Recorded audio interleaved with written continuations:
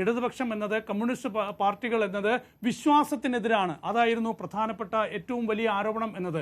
അപ്പോൾ അത് മറികടന്നുകൊണ്ട് വിശ്വാസികൾക്കൊപ്പമാണ്, വിശ്വാസികളുടെ സ്വാതന്ത്ര്യത്തിനൊപ്പമാണ് ഇടതുപക്ഷ സർക്കാർ, കമ്മ്യൂണിസ്റ്റ് സർക്കാർ എന്ന ഒരു സന്ദേശം നൽകാൻ ഇന്ന് പമ്പയിലെ ഈ ഒരു സംഗമത്തിലൂടെ സർക്കാരിന് കഴിഞ്ഞിട്ടുണ്ട്. ആ ഒരു സന്ദേശം നൽകാൻ വേണ്ടി തന്നെയാണ് ഇങ്ങനെ ഒരു അയ്യപ്പ സംഗമം നടത്തിയതിന്റെ പ്രധാനപ്പെട്ട കാരണം എന്നാണ് ഞാൻ മനസ്സിലാക്കുന്നത്.